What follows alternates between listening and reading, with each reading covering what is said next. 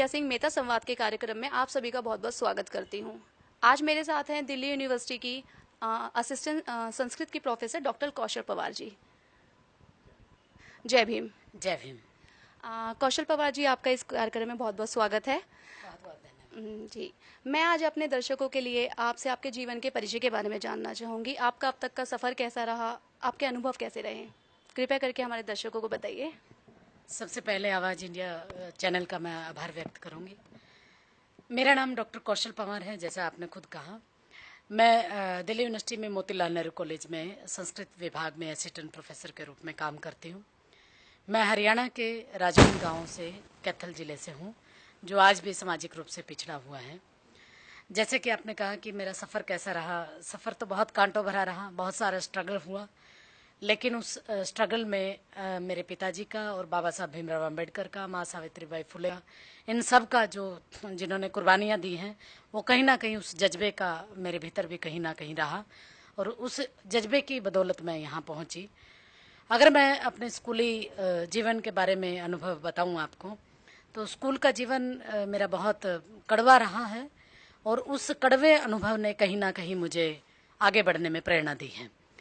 मेरी स्कूली एजुकेशन मेरे गांव के गवर्नमेंट स्कूल से हुई।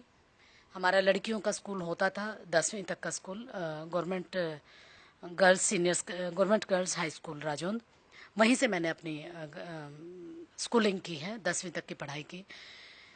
जो बच्चों को साथ जो होना चाहिए, एक तरह से जो जो अध्यापक की नज़र में भी होना चाहिए, विद्यार्थियों की नज़र में भी होना चाहिए, हमारे गांव में, क्योंकि गांव के ही स्कूल के टीचर होते हैं, गांव के ही ज़्यादातर बच्चे होते थे, तो सबको पता होता था कौन किस जाति का है। यहाँ तक कि मास्टर भी नाम कई बार जाति के नाम से पुकारते थे, बाप के नाम से कई बार पुकारा जाता था, माँ का नाम लेके पुकारा जाता था। और क्योंकि मैं तो मेहतर समाज से हूँ, भंगी समाज जिसको कहेंगे, चूड़ा समाज है हमारे हरियाणा में, चूड़ा बोला जाता है इसको, वाल्मीकि समाज से हूँ, तो सबको पता था मेरे क्लास में कि मैं वाल्मीकि समाज से हूँ। तो इसलिए बात बात पे कई बार खेलने का हो या कोई कल्चर, कोई ऐसी एक्टिविटी हो, कहीं ना कहीं वो एहसास वो करवाते थे कि मैं कहाँ हूँ। अगर मैं जिक्र करूँ, हमारे यहाँ पानी उस तरीके से टूटी नहीं होती थी उस ज़माने में। घड़ा लेके आते थे हम लोग, मटके का घड़ा, मिट्टी का घड़ा होता था पानी के लिए। और पास में ही पड़ोस में ब्राह्मणों के घर थे, उनके यहाँ नलका होता था। मुझे आज भी याद है वो बहुत, मतलब इतना कड़वा अनुभव कि जब हम पानी पीने के लिए जाते थे उस नलके पे, तो जो ब्राह्मणी थी उसकी, जैसे ही सारे बच्चे पहन के मतलब पानी पीने के लिए आते होते थे, जब भी मैं पानी पीने के लिए आती, वो मुझे धक्का दे के मारा उसने एक दिन, तो कि हट, हमारा पानी ना कड़वा पानी देना शुरू कर देगा। मुझे ये बात बहुत तीखे से चुभी कि मेरे पानी पीने से कड़वा कैसे पानी देना शुरू करेगा, खरा पानी कैसे देना शुरू करेगा। असल में उसके पीछे रीजन ये था कि क्योंकि हम लोग गरीब थे, हमारे पास वर्दी के उस तरीके से पैसे नहीं होते थे। हम लोग सरकारी स्कूल से जो कपड़ा मिलता था वो कपड़ा सिला के पहनते थे, और उस जमाने में सरकारी स्कूल में नीला कपड़ा दिया जाता था। क्या रीजन था नीला कपड़ा देने का, मुझे आज तक भी नहीं समझ आया, लेकिन नीला कपड़ा दिया जाता था। जो स्कूल की यूनिफॉर्म थी वो सफ़ेद होती थी, सफ़ेद, 3 दिन सफ़ेद दुपट्टा, सफ़ेद कमीज और सफ़ेद सलवार, और 3 दिन बदल जाती थी, सफ़ेद दुपट्टा और पिंक कमीज और सफ़ेद सलवार। लेकिन हम जितने जो ऐसे बच्चे थे वो सब के सब नीला कपड़ा पहनते थे, तो वो दूर से ही पहचाने जाते थे कि ये लोग ऐसी हैं, क्योंकि एकदम डिफरेंट दिखता था उनकी वर्दी। मुझे क्योंकि उस वक्त इतनी उस तरीके से समझ नहीं थी, लेकिन धीरे धीरे मुझे समझ बनती गई। ये समाज इतना मतलब जातिवादी है, इतना संकीर्ण जातिवादी है कि खुद ही सिखा देता है बच्चे को हम किस जाति के हैं। तो मुझे बड़ा कोफत होती थी इसको देख के कि ये कपड़ा क्यों दिया जाता है हमें। आपको जानकर हैरानी होगी, दर्शकों को भी होगी, कि उस वक्त भी जब मुझे मेरे गांव में, मतलब मेरे स्कूल में, जब मुझे कपड़ा दिया गया, सरकारी स्कूल में आता था सरकार की तरफ से कपड़ा वर्दी के लिए, तो जब मुझे कपड़ा दिया गया, मैंने उस कपड़े को जाके मैंने मेरे चाचा को बताया। मैं कहा ये वाला तो मैं नहीं सिलवाऊंगी, इसलिए नहीं सिलवाऊंगी क्योंकि ये लोग सारे के सारे इसी वजह से हमें धक्का देते हैं, पानी पीने नहीं देते। और बाद में मैंने जब कहा, जैसे कि आपको, कि मटका भी रखा गया, उसमें भी हमें पानी नहीं पीने दिया जाता था। किसी को भी पहचानने की ज़्यादा ज़रूरत ही नहीं पड़ती थी, वो एकदम पहचाने जाते थे। तो मैंने बहुत लड़ाई की मेरे घर में, और पता नहीं क्या बात थी, क्योंकि पिताजी की मैं शायद अंतिम संतान थी, वो मेरी बात बहुत मानते थे और उन्होंने जिद करके ये कहा कि ठीक है, अब की बार सिलवा लेते हैं, अगली बार से मैं तुम्हारे लिए सफ़ेद कपड़ा लेके आऊँगा। तो उन्होंने बड़ी मुश्किल से मतलब मेरे लिए सफ़ेद कपड़ा जुटाया था और मुझ में आज इतना साहस नहीं है कि मैं उस घटना को याद करूं कि वो सफ़ेद कपड़ा आया कहाँ से था। बस अंतिम उसमें मैं सिर्फ ये कहूँगी कि मेरे पिताजी ने मुझे एक ही बात कही थी कि जो सफ़ेद कपड़ा होता है ना, अगर वो दुकान पे रखा हो तो कपड़ा कहलाता है, अगर वो किसी अर्थी पर डाल दिया जाए सफ़ेद कपड़ा तो वो कफन बन जाता है और मरने के बाद सब कुछ ख़त्म हो जाता है। वो सफ़ेद कपड़ा अगर कोई पहन ले तो इसका मतलब ये नहीं है कि वो जो जिसके ऊपर डाला गया था वो उठ के उसके पास आ जाएगा। मतलब आप ये देखिए कि मतलब पता नहीं क्या था, वो खुद विश्वास रखते थे कई सारी चीज़ों में, लेकिन उन्होंने मेरे दिमाग में ही बचपन से ही ऐसी चीज़ें डाली कि मुझ में अंधविश्वास अपने आप मिटता चला गया। ये सावित्रीबाई फुले का योगदान कहें, बाबा साहब भीमराव अंबेडकर का कहें, क्योंकि वो तो अनपढ़ थे, उन्होंने तो सुना सुनाया, कभी सुना होगा किसी से, मुझे नहीं पता किस वक्त कहाँ से सुना, लेकिन उन्होंने ये बिल्कुल एकदम मुझे आज भी मतलब उनकी इतनी इतनी ये वाली जो घटना है मुझे इतने गहरे से समझ बनी इसकी कि मैं मेरे अंदर मतलब डरपोक या अंधविश्वास नाम की चीज़ मिटती चली गई धीरे धीरे। ऐसे करते हुए स्कूलिंग करके फिर ग्रेजुएशन की एक घटना का अगर जिक्र करूं, मुझे बड़ी हैरानी है कि मतलब जो लोग काम को किस नज़रिए से देखते हैं। मैंने अपने ग्रेजुएशन में उसी सड़क पे काम किया जहां मेरा कॉलेज था। मैं कॉलेज में पढ़ती थी, बाहर सड़क पे काम करती थी। ठीक ऐसे करते हुए यूनिवर्सिटी तक पहुंची। कुरुक्षेत्र यूनिवर्सिटी से मैंने एमए किया। एमए के दौरान भी आपको मैं बता देती हूँ दर्शकों को कि मैं मेरी नानी के साथ मेला उठाने जाती थी, और क्योंकि मेरी नानी ये काम करती थी, उनकी तबीयत बुजुर्ग भी हो चुकी थी, अकेले रहती थी मेरी नानी उस वक्त घर पे। मेरी माँ तो मेरे गांव में रहती थी, तो मेरी नानी के साथ रही मैं कुछ दिन। और क्योंकि मेरा जो मामे हैं, जो नानके मेरे हैं, वो मेरे यूनिवर्सिटी के पास ही पढ़ते थे, तो मैं मेरी नानी के साथ अक्सर कूड़ा उठाने जाती थी, मेला उठाने जाती थी, और अचार जो वो देते वही मुझे मिलता था। मतलब आप ये देखिए कि जब मैंने स्कूलिंग की उसके बाद यूनिवर्सिटी की, एक जैसी स्थितियां रही, कोई ऐसा बदलाव कोई नज़र नहीं आया। लेकिन इतना बदलाव जरूर हुआ कि मैंने जब मैं कुरुक्षेत्र यूनिवर्सिटी में पढ़ी तो मैंने बाबा साहब को पढ़ना शुरू किया, माता सावित्रीबाई फुले को पढ़ा। और जब मैं सावित्रीबाई फुले को पढ़ रही थी तो मुझे एकदम लगा कि ये सारी चीज़ें तो मेरे साथ भी हुई हैं, लेकिन मैं तो कल्पना करके ही सिहर जाती हूँ कि उन्होंने उस जमाने में, मतलब मैं 2000 की बात कर रही हूँ, 2001 में मैंने एमए किया अपना, मैं 2001 में ये बात महसूस कर रही थी कि मेरे साथ ऐसा क्यों हो रहा है। मैं झुग्गी झोपड़ियों में रह रही हूँ, जब मतलब वहाँ जो स्थिति है, उससे पहले मैं मेरी नानी के साथ मेला उठाने के लिए जाती थी। अब सावित्रीबाई फुले कैसे पढ़ाती थी लड़कियों को, अभी तक भी अकल्पनीय मुझे लगता है। लेकिन उनसे ना जबरदस्त प्रेरणा मिली। एक तरफ ये लगा कि कोई भी काम छोटा बड़ा नहीं होता। मेरे पिताजी ने, जिसको हम चाचा कहते हैं, बहुत कूट कूट के भर रखा था कि कलम उठाना हो या साफ सफाई का काम करना हो, दोनों में कोई अंतर नहीं है। पता नहीं उनकी ये धारणा कैसे थी, लेकिन ये धारणा मुझे भी बनी कि कोई भी काम छोटा मोटा नहीं होता। आप देखिए, मैं एमए के दौरान भी सफाई करने का काम करती थी, और ऐसे करते हुए फिर डीएवी कॉलेज से बीएड किया, फिर उसके बाद एमडी यूनिवर्सिटी से मैंने एमफिल किया। एमफिल तक के सफ़र के बाद मैंने जवाहरलाल नेहरू यूनिवर्सिटी में ज्वाइन किया। और हैरानी होगी आपको जानकर कि जवाहरलाल नेहरू यूनिवर्सिटी, जो मेरे दिमाग में जो एक इमेज ऐसी बनी हुई थी कि बहुत बड़ी यूनिवर्सिटी है, प्रोग्रेसिव यूनिवर्सिटी है, उसमें भी मैंने इसी कड़वे अनुभव को देखा कि जब ये मैंने सुना कि जिस सीट पे मैं बैठती हूँ उस बेंच पे कोई नहीं मेरे साथ बैठेगा। अगर किसी को ये पता चल जाए, कोई नहीं मेरे साथ बैठता था, अगर ये पता चल जाए कि ये बेंच जिस पे मैं बैठती हूँ भंगी समाज की महिला मतलब लड़की बैठती है इस पे, तो कोई मेरे साथ बैठना पसंद नहीं करेगा।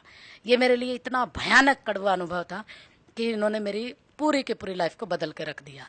और जेएनयू तक के सफ़र के तक मैं अपने आप को ये कह सकती हूँ कि मैं लगभग पूरी तरह से अम्बेडकरवादी हो चुकी थी। इस दौरान बहुत सारे फेजेज आए, लेकिन अम्बेडकरवादी होने के बाद इतना जुनून महसूस किया कि सारी की सारी चीज़ों को ताक पे रख के आगे बढ़ती चली गई मैं। और आज आपको मैं बता दूं कि बाबा साहब की ही बदौलत है और मेरे पिताजी का संघर्ष है, उसकी प्रेरणा है। उन्होंने अपने जीवन को खून पसीने से मेरे जीवन को सींचा है। मैं अमेरिका तक पहुंची।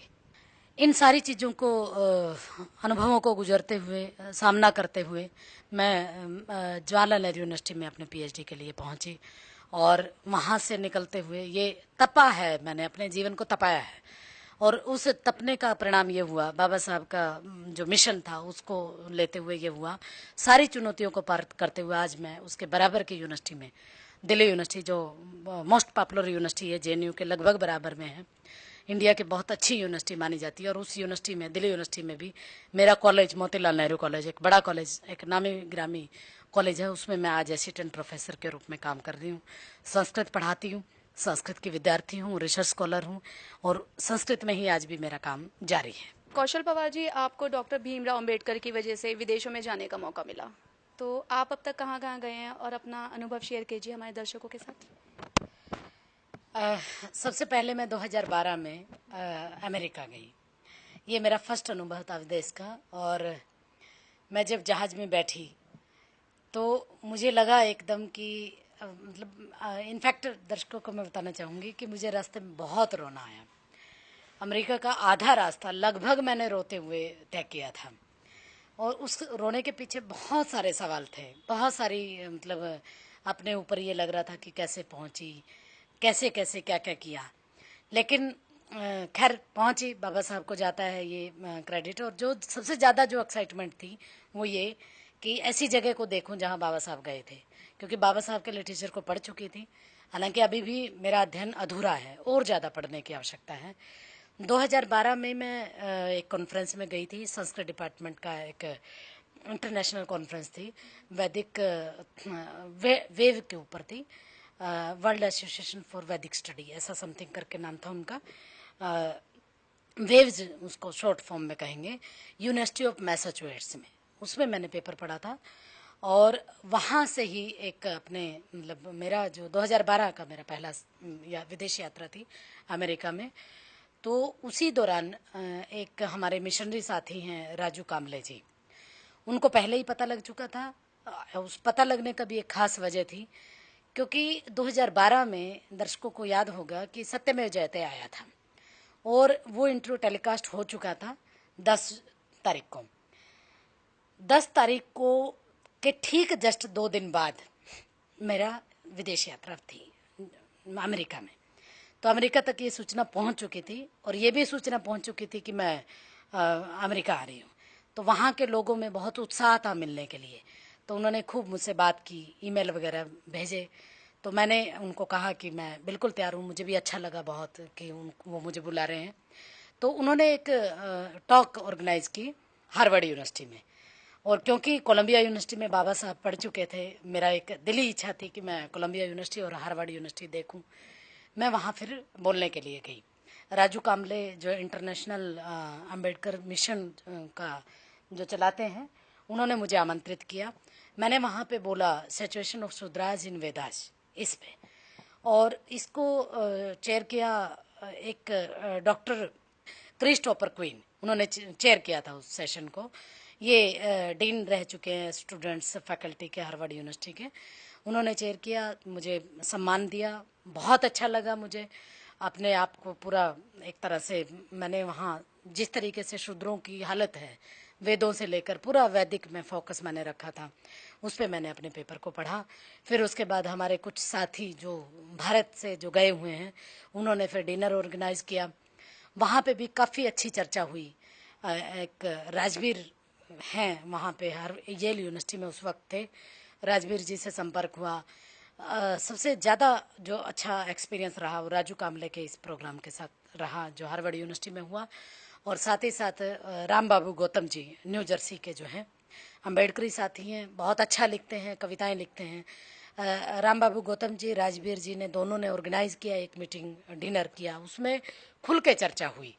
और खासकर दलितों के अंदर भी किस तरीके से दलितिज्म है, किस तरीके से जातिवाद है, इस विषय पे खुल के चर्चा हुई उसमें।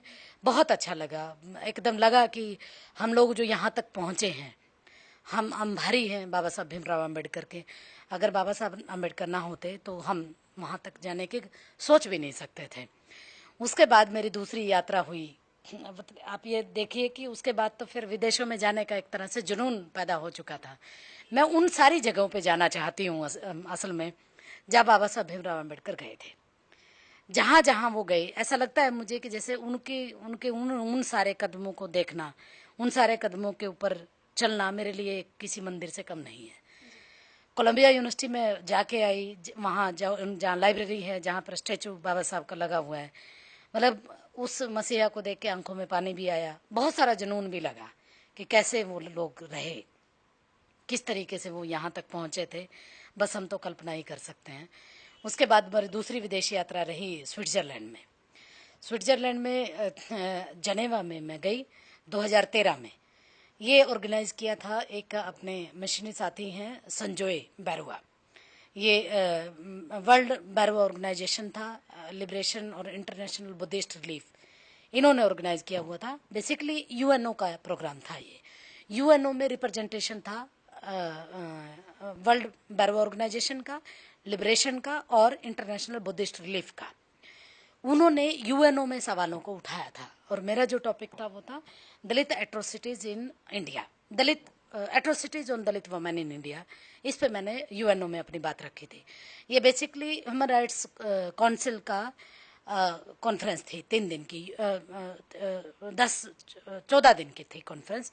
मुझे एग्जैक्ट अभी डेट याद नहीं है, लेकिन इसमें मैं गई थी बोलने के लिए। ये अनुभव इस रूप में ज़्यादा अच्छा रहा कि जो अपने यहाँ से जो इंडियन एम्बेसडर थी उन्होंने दलित एट्रोसिटी पे बोला, उसके ठीक पैरेलल में ऑर्गेनाइजेशन का जो रिप्रेजेंटेशन था उसमें इंडिया की तरफ से मैंने बोला, और भी कई ऑर्गेनाइजेशन ने यहाँ से पार्टिसिपेट किया था। बहुत अच्छा अनुभव एक तरह से रहा। उसके बाद मेरी यात्रा थी, आप सुनते जाइए, मेरी बहुत लंबी यात्राएं हो चुकी हैं। उसके बाद मैं कनाडा गई। कनाडा में टोरंटो में मेरा इंटरनेशनल कॉन्फ्रेंस था, international conference on humanities, society and culture. Basically मेरा जो रिसर्च एरिया है वो हिंदू सोशल ऑर्डर पे है, कास्टिज्म पे है, और संस्कृत टेक्स्ट में किस तरीके से वर्ण व्यवस्था है, उसका प्रारूप क्या है, कैसे वो सोसाइटी को प्रभावित करता आया है और करता था। ये पूरा मेरा फील्ड एक तरह से रिसर्च का है। तो मैं संस्कृत तक सीमित नहीं रहती, मेरा इंटरडिसिप्लिनरी एक तरह से है। आखिर बाहर की संस्कृत की दुनिया के लोगों, बाहर के लोगों को भी पता तो चले कि आखिर संस्कृत में है क्या। कुछ चीज़ें संस्कृति में बहुत नकारात्मक हैं, बहुत ज़्यादा नकारात्मक है, लेकिन कुछ चीज़ें पॉजिटिव भी हैं। मैं दोनों को लेके चलती हूँ, उसके साथ साथ हिस्ट्री को भी लेके चलती हूँ। सोशल सिस्टम हमारा कैसा रहा है, प्रैक्टिकली में वो चीज़ें कहाँ तक हमें प्रभावित की हैं। मेरा टोरंटो का टॉपिक था वैदिक living in modern world, contradiction of contemporary Indian society. इस पे मैंने अपना प्रेजेंटेशन दिया। उसके बाद फिर मेरे नेक्स्ट जो ट्रिप मेरा था दोबारा अमेरिका का था। दोबारा अमेरिका में मैंने हार्वर्ड यूनिवर्सिटी में मैंने अपना पेपर पढ़ा, वेस्ट ईस्ट इंस्टीट्यूट ने ऑर्गेनाइज किया था। ये एक तरह से एजुकेशन, ह्यूमैनिटीज और सोशल साइंस को लेके कॉन्फ्रेंस था। इसमें मैंने फिर अपना पेपर पढ़ा, language and inequality, Dalit language and Dalit literature, जो चेयर किया चाइना के एक प्रोफेसर थे उन्होंने। उसके बाद मैं लंदन तक पहुंची। अभी मैं लंदन होके आई हूँ 2016 में अगस्त में। लंदन में इंटरडिसिप्लिनरी सोशल साइंस कॉन्फ्रेंस था, जिसमें इंपीरियल कॉलेज में मैंने अपना पेपर पढ़ा। मेरे पेपर का जो टॉपिक था वो बाबा साहब के ऊपर था, female emancipation based upon doctor Ambedkar perspective. इसमें मैंने हमारे जो संस्कृत ग्रंथों में जो महिलाओं की स्थिति है वो क्या उद्धार की बात करते हैं, और बाबा साहब अम्बेडकर ने महिलाओं के लिए क्या काम किया। एक तरह से आप कंपैरेटिव स्टडी कहिए, सच टेक्स्ट कहती हूँ कि बाबा साहब ने इतना ज़्यादा लिखा है हर एक चीज़ के ऊपर कि इतना अथाह समुद्र है। उस समुद्र में से एक छोटा सा पार्ट मैंने अब की बार लिया था और वो मैंने इंपीरियल कॉलेज में पढ़ा। मुझे सबसे ज़्यादा खुशी इस बात की थी कि बाबा साहब भीमराव अम्बेडकर ने वहाँ से PhD अपना किया था, लंदन स्कूल ऑफ इकोनॉमिक्स। यही मेरा जाने का मकसद भी था। इंपीरियल कॉलेज में तो था ही, लेकिन बाबा साहब भीमराव अम्बेडकर जहाँ से पोस्ट डॉक्टरेट करके आए थे उस जगह को छूना ही मेरे लिए एकदम मतलब अपने जीवन का धन्य एक तरह से करना था।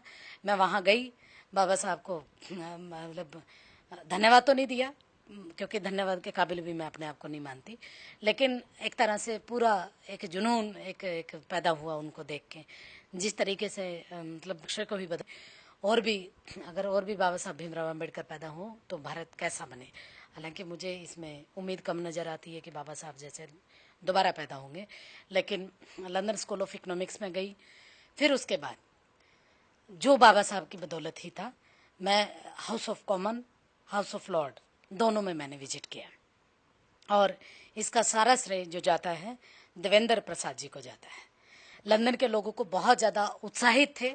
जितना उत्साह मेरे अंदर था कि मैं लंदन जा रही हूँ, उससे कई गुना ज़्यादा उत्साह उन लोगों को था कि मैं लंदन पहुँचूँगी। और जैसे ही मैं लंदन वहाँ पहुँची, मुझे रिसीव करने के लिए आए, और रिसीव करने के लिए आए। फिर उसके बाद उन्होंने मुझे चाय नाश्ता किया। मुझे लंदन पहुँचने के बाद अपने लोगों के साथ जब मैं बीच में पहुँची, मुझे लगा ही नहीं कि मैं भारत में हूँ या लंदन में। उन्होंने खाने से लेके, मेरे ध्यान रखने से लेके हर एक चीज़ का ध्यान रखा। मैं धन्यवाद देती हूँ पूरा, मतलब अपने लंदन के लोगों का। और देवेंद्र प्रसाद जी ने जो मेरे लिए किया, उसके बाद फिर सब लोगों ने वहाँ वाल्मीकि टेम्पल पे उन्होंने मेरा ऑर्गेनाइज किया प्रोग्राम। बाबा साहब भीमराव अम्बेडकर भवन में मैं गई, वहाँ पे एक टॉक रखा गया। फिर उसके बाद बुद्धिस्ट टेम्पल में गई। बुद्धिस्ट टेम्पल में बहुत अच्छी चर्चा हुई भंते जी के साथ। पूरा उन्होंने, बल्कि इवन जो बाबा साहब के साथ अंतिम क्षणों में थे, उन्होंने बताया मुझे मेरे मतलब बोलने से पहले कि बाबा साहब की जो जो अंतिम जो चीज़ें थी, बुद्धा एंड इस धम्मा जो लिखा, जो उनके साथ रहे हैं, उन्होंने ये वादा किया अम्बेडकर भवन पे, उनकी पूरी जो उनकी अंतिम जो चीज़ें थी, जो वो प्रयोग की दैनंदिन प्रयोग की चीज़ें थी, जो उनका कोट था, उनकी अपनी यादें थी, वहाँ अम्बेडकर म्यूजियम में रखी गई। हालांकि जो बाबा साहब के साथ रहे, वो अंतिम उस वादे को पूरा नहीं कर पाए थे जो लंदन में उन्होंने वादा किया था, क्योंकि इसी दौरान उनकी डेथ हो चुकी थी, परिनिर्वाण हो चुका था। लेकिन उनके बेटे ने उनको पूरा किया, और ये मुझे जान के और ज़्यादा फ़ख्र महसूस हुआ कि हमारे मशीनरी साथी, हमारे जो अम्बेडकरवादी लोग हैं, हमारी इन सारी विरासत को, बेसिकली हमारी विरासत यही है।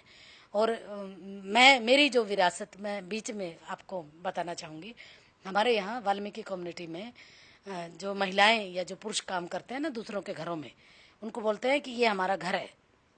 जिनके घरों में काम करने जाते हैं, वो विरासत है उनकी, ये हमारी जागीरदारी है। मतलब वो मैला उठाने वालों को जागीरदारी बोलते हैं। मतलब इनके घरों में कूड़ा उठाया, इनके घरों में कूड़ा उठाया, ये आपके घर है, ऐसे बोला जाता है कि ये मेरे घर है। मेरे घर का मतलब कि इनके घर पे मैला उठाने का अधिकार मेरा है, वो उसको जागीर बोलते हैं। लेकिन दूसरी तरफ आप देखिए ना, बाबा साहब भीमराव अम्बेडकर की जो जागीर है, जो हमारी जागीर है, वो थी हमारे दिमाग में कूट कूट के, हमारे लोगों के, मेहतर समाज के, वाल्मीकि समाज के लोगों में कूट कूट के ये भर दिया गया कि ये कूड़ा कचरा मैला यही तुम्हारी जागीर है।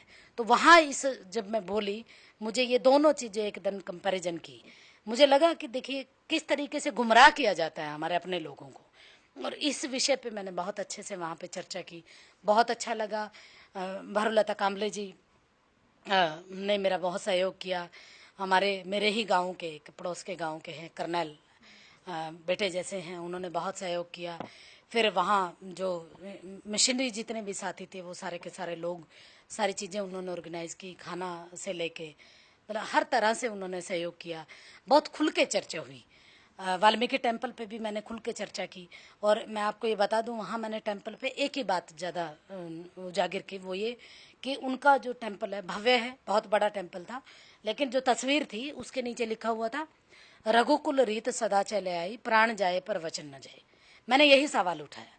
मैंने कहा देख, छोड़ दीजिए आपकी आस्था क्या है, मैं उसके ऊपर सवाल नहीं उठाना चाहती। मैं सिर्फ ये कहना चाहती हूँ कि ये जो कोटेशन है, ये वाल्मीकि की नहीं है, ये तो रामचरितमानस का अवधी भाषा का लिखा हुआ है। और तुलसीदास ने जो लिखा वो ब्राह्मण था, वो वाल्मीकि है ही नहीं। वाल्मीकि का जो रामायण है वो संस्कृत में लिखा हुआ है, जिसको आप वाल्मीकि ऋषि के नाम से, जिसको वाल्मीकि टेम्पल आप लोग कह रहे हैं, उसमें जो आपने तस्वीर जो लगाई हुई है, उस तस्वीर में तो आपके संस्कृत के रामायण का जिक्र ही नहीं है। वहां तो आपने तुलसीदास को बिठा रखा है। तो इन सारे सवालों पर भी सोचने की आवश्यकता है। आस्था अपनी जगह है, लेकिन स्कॉलरली अगर आप इन सारी चीज़ों को देखेंगे तो एक बेहतर, मतलब मेहतर समाज की जो सबसे ज़्यादा जो विडंबना है, वो आस्था से ज़्यादा चीज़ों को सोचते हैं। मैंने इसी सवाल को वहाँ पर उठाया अच्छे से। फिर अंबेडकर भवन में बहुत सारे लोगों से मुलाकात हुई, उन्होंने मुझे बहुत अच्छी मोमेंटो भेंट की, मेरे लिए एक तरह से विरासत है, बहुत अच्छा लगा। मैं दर्शकों को ये कहूँगी कि हम लोगों को बाहर निकलना चाहिए।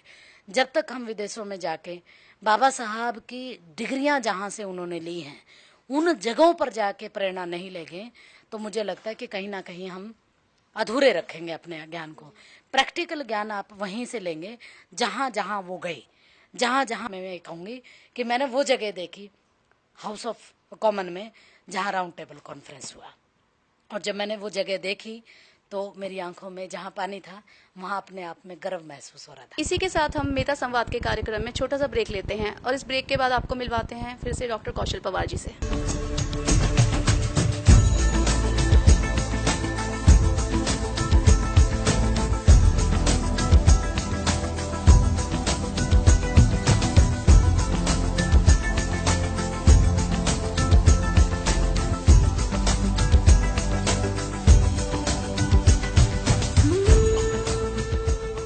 ब्रेक के बाद एक बार फिर से मैं डॉक्टर कौशल पवार जी का हार्दिक स्वागत करती हूँ मेधा संवाद के कार्यक्रम में। जैसा कि हाल ही में कौशल पवार जी आप लंदन होके आई, आप अपने अपने हमारे दर्शकों को बताया है, तो आपको वहाँ पर जो लोगों ने मान सम्मान दिया, इतना मान सम्मान मिला लोगों द्वारा, तो उस विषय में आप क्या कहेंगी और आपका अनुभव कैसा रहा उन लोगों के साथ, तो आप बताइए हमारे दर्शकों को। मैं सबसे पहले तो लंदन के लोग जो भारत से गए हुए हैं उनका आभारी हूँ कि उन्होंने मुझे इतना मान सम्मान दिया। मैं जैसे ही लंदन एयरपोर्ट पे पहुंची, हाथरई एयरपोर्ट टर्मिनल 4 पे, मुझे प्रीतम मट्टू जी लेने के लिए आए गाड़ी में। वो मुझे लेके गए, वहाँ से हम लोग फिर मुझे वो अपने चाय नाश्ता करवाने के बाद घर से फिर वो मुझे मेरे कॉलेज इंपीरियल कॉलेज छोड़ के गए। वहाँ मैं 2 दिन रही। मेरा जो कॉन्फ्रेंस थी 4 दिन की कॉन्फ्रेंस अटेंड करने के बाद फिर मुझे मेरे लोगों ने बहुत ज़्यादा मान सम्मानित किया और लगभग लंदन के 4 स्टेट मैंने विजिट किए। मतलब आप देखिए कि पूरा फिक्स था, इतने बजे इस जगह पे पहुंचना है, इतने बजे इस जगह पे पहुंचना है, ऐसे करते हुए मैंने कवर किया। और बहुत सारे लोगों के साथ तो छूट भी गया जिनके पास मैं नहीं जा पाई क्योंकि समय बहुत फिक्स था। मैं सिर्फ 7 ही दिन वहाँ रही, 7वें दिन तो मेरी फ्लाइट थी। मैं आभारी हूँ देवेंद्र प्रसाद जी का, जिन्होंने सबसे पहले मुझे लेके गए वाल्मीकि टेम्पल में। वाल्मीकि टेम्पल में जो उनके वाल्मीकि टेम्पल के जो प्रेसिडेंट थे ज्ञानचंद जी ने मुझे सम्मानित किया। उसके साथ बहुत सारे जो वहाँ के जो यूथ था, खासकर यूथ लड़के लड़कियाँ, यंग लड़के लड़कियाँ थे, उन्होंने बहुत मान सम्मान किया। उसके बाद मेरा टॉक रखा, उसके ऊपर डिस्कशन हुआ। और एक अच्छी बात ये थी कि उन्होंने सत्यमेव जयते वाला जो एपिसोड था उसको भी उन्होंने शो किया पूरे दर्शकों के सामने। और वहाँ का जो सेंट्रल वाल्मीकि सभा इंटरनेशनल के जो प्रेसिडेंट थे फकीर चंद सोहता जी, उन्होंने मुझे मान सम्मान किया, एक मतलब मेडल डाल के। वहाँ के जो प्रेसिडेंट और सेक्रेटरी जो थे, सेक्रेटरी उनके थे जो पूरा इंटरनेशनल वाल्मीकि सेंट्रल सभा के थे, उन्होंने भी बहुत मान सम्मान किया। उन्होंने मुझे आमंत्रित किया बुलाने के लिए, फिर उसके बाद उन्होंने डिनर इनवाइट किया। और सबसे अच्छी बात ये थी कि इतना भव्य मतलब उनका डिनर टेबल था। यहाँ तो हम शादियों में ऐसा ऐसा देखते हैं, मतलब हमारे लोग इतने इकोनॉमिकली भी, सोशल तो है ही, इकोनॉमिकली भी वो लोग इतने स्ट्रॉन्ग हो चुके हैं। लगभग 20-25 लोगों का उन्होंने डिनर वहाँ इनवाइट किया। मुझे तो लगा ही नहीं कि मैं लंदन में हूँ, ऐसा लग रहा था जैसे मैं भारत में हूँ और भारत का खाना खा रही हूँ। मतलब जरा सा भी एक बार भी महसूस नहीं हुआ कि मैं बाहर आई हुई हूँ। उन लोगों ने इतना प्यार सम्मानित किया, इतना ज़्यादा एक तरह से वो किया। फिर उसके बाद अगले दिन हम बुद्ध विहार में गए। बुद्ध विहार में मुझे उन्होंने कप भेंट किया जिसपे बुद्धिस्ट टेम्पल वहाँ का लिख दिया उन्होंने मुझे। और भंते जी थे, पूरा बुद्धिस्ट पे उन्होंने प्रकाश डाला, किस तरीके से उन्होंने पूरा मतलब इंडिया में भी वो लोग एजुकेशन पे काम कर रहे हैं। वहाँ का बुद्धिस्ट टेम्पल जो है इंडिया में भारत के लोगों के ऊपर एजुकेशन के ऊपर काम कर रहा है, ये बहुत अच्छी मुझे बात लगी उनकी। उसके बाद हम लोग फिर अम्बेडकर भवन गए। अम्बेडकर भवन में जहाँ रत्तू जी थे, जिन्होंने वादा किया था कि अम्बेडकर भवन में मैं पूरी की पूरी चीज़ें म्यूजियम में रखवाऊंगा। इसी दौरान उनकी डेथ हो गई थी, फिर उनके बेटे ने उसके प्रॉमिस को पूरा किया। अम्बेडकर म्यूजियम देखने लायक था, बिल्कुल एकदम उनकी ओरिजिनल चीज़ें वहाँ पे हैं। अंबेडकर भवन के लोगों ने बहुत सम्मानित किया, मुझे बहुत अच्छा लगा। फिर उसके बाद एक अपने ही मतलब मिशनरी हैं जो वहाँ रहते हैं, कोवेंट्री सिटी काउंसिल, उन्होंने मुझे विजिट करवाया। एक तरफ जहाँ मैं ब्रिटिश पार्लियामेंट में थी, जहाँ हाउस ऑफ लॉर्ड था, जहाँ देवेंद्र जी ने पूरा अरेंजमेंट किया, बैरनेस उद्दीन जो वहाँ के जो लॉर्ड थी उसने हाउस ऑफ लॉर्ड मुझे विजिट करवाया। वो जगह दिखाई जहाँ पूरा मतलब जिस तरीके से हाउस ऑफ कॉमन और हाउस ऑफ लॉर्ड दोनों साथ साथ होते हुए भी हाउस ऑफ कॉमन के लोग ज़्यादातर वहाँ नहीं जा सकते। बहुत महत्वपूर्ण जगह एक तरह से थी। मैं धन्यवाद दूंगी बैरनेस उद्दीन का, जो छुट्टी वहाँ पर अभी पार्लियामेंट सेशन बंद है, छुट्टी पे होते हुए भी वो मेरे लिए आई और उन्होंने पूरा विजिट करवाया। बहुत अच्छा लगा, भव्य लगा। फिर उन्होंने मुझे सम्मानित किया पेन देकर, पेन और डायरी देके। देवेंद्र प्रसाद जी का बहुत बड़ा योगदान उसमें रहा। फिर उसके बाद मैंने विजिट किया कोवेंट्री सिटी ऑफ काउंसिल। एक तरह से उन्होंने मुझे समझाते हुए कहा कि जैसे भारत के दूसरे जो स्टेट हैं, जैसे उनकी विधानसभा है, ऐसे ही वहाँ पे कोवेंट्री है। वहाँ राम लखन जी थे, हाउस ऑफ मतलब जो लॉर्ड वहाँ के lord mayor of Coventry city के, ex lord mayor of Coventry city के थे राम लखन जी। उन्होंने पूरा कोवेंट्री सिटी मुझे विजिट करवाया, एक तरह से विधानसभा। और मुझे जानकर आश्चर्य हुआ और एक तरह से और सोचने से तर्कशीलता बढ़ी मेरी कि वहाँ का उनका जो लोगो है वो हाथी भी उसके ऊपर है, वो हाथी भी उसमें है और सबसे टॉप पे बिल्ली है। मैंने राम लखन जी से सवाल बल्कि किया कि इंडिया में तो बिल्ली को अशुभ माना जाता है, हमारे यहाँ तो बिल्ली अगर रास्ता काट जाए, कोई भी कितना भी अर्जेंट काम क्यों ना हो, हमारे यहाँ आज भी ये कहा जाता है कि नहीं बिल्ली ने रास्ता काट दिया। जबकि वहाँ की कोवेंट्री सिटी में, काउंसिल में, वहाँ तो बिल्ली उनके उसका प्रतीक है। तो मैंने जब उनसे पूछा कि ये इस पे कैसे है, तो उन्होंने कहा जो है, हाथी ब्रिटेन का स्ट्रोंगनेस का प्रतीक है और जो बिल्ली है वो अलर्टनेस का प्रतीक है। अलर्ट है वहाँ के लोग, हर चीज़ की तरफ से अलर्ट है। ये मेरे लिए एक बहुत बड़ा सबक था कि कहाँ एक तरफ हम लोग बिल्ली को अपना रास्ता काटने वाला ही समझते हैं, अशुभ समझते हैं, और दूसरी तरफ वहाँ के जो लोग हैं वो बिल्ली को अलर्ट का प्रतीक मानते हैं। ये एक बहुत बड़ी मेरे लिए सबक था। ये दर्शकों को मैं भी बताना चाहती हूँ कि ये जो चीज़ें अशुभ हैं हमारे लिए, वो अशुभ न होकर शुभ हैं। उसके बाद अंबेडकर भवन में मैंने विजिट किया, जो महाराष्ट्र गवर्नमेंट ने जो खरीदा है। मेरे लिए ये सौभाग्य कहिए या दुर्भाग्य कहिए, वो बंद है आजकल। वहाँ के लोगों से मुझे जानकारी मिली कि उसमें कुछ कंट्रोवर्सी चल रहा है, इसलिए बंद कर दिया गया है। मैंने बाहर से ही विजिट किया, जहाँ अभी पिछले दिनों रामदास अठावले जी और भारत देश के प्रधानमंत्री नरेंद्र मोदी जी जिन्होंने विजिट किया, उस जगह पे मैं गई जहाँ बाबा साहब कहते हैं कि बाबा साहब वहाँ कई जगह पे रहे थे। ये एक शोध का विषय भी है कि न सिर्फ उस जगह पे जो खरीदा गया, इसके अलावा भी बाबा साहब कई जगह पे रहे। ये एक तरह से मेरे लिए एक सोचने विषय भी था। उसके बाद सुखदेव सिद्धू जी ने मुझे पराठे खिलाए मॉर्निंग में, मुझे बहुत अच्छा लगा। उन्होंने अपने घर पे इनवाइट किया मुझे गिफ्ट भेंट किया पर्सनल रूप से भी।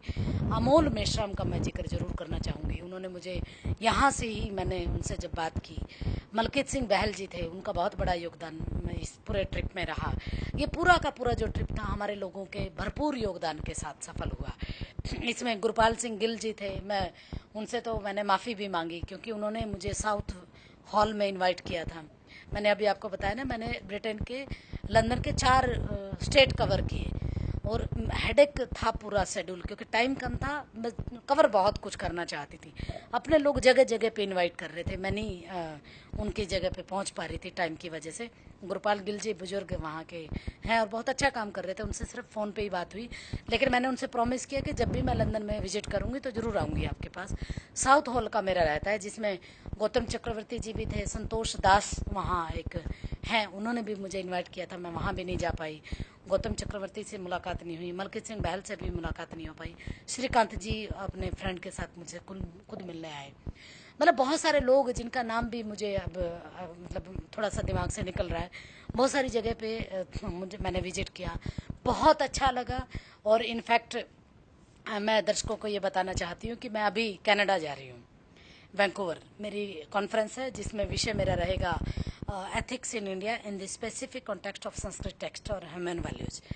वहाँ से लौटते हुए मैं बल्कि लंदन विजिट करूंगी। 1 नाइट स्टे मेरा लंदन का है। और गुरपाल गिल जी बुजुर्ग आदमी है भाई साहब, उनको मैंने कहा है कि अब की बार मैं आपके साउथ हॉल में जरूर आऊँगी। बहुत अच्छा मेरा विजिट रहा है, बहुत बहुत बहुत आभारी हूँ दोनों का। मैं प्रिया सिंह, आवाज़ इंडिया टीवी चैनल के मेता संवाद कार्यक्रम से डॉक्टर कौशल पवार जी को बहुत बहुत साधुवाद करती हूँ।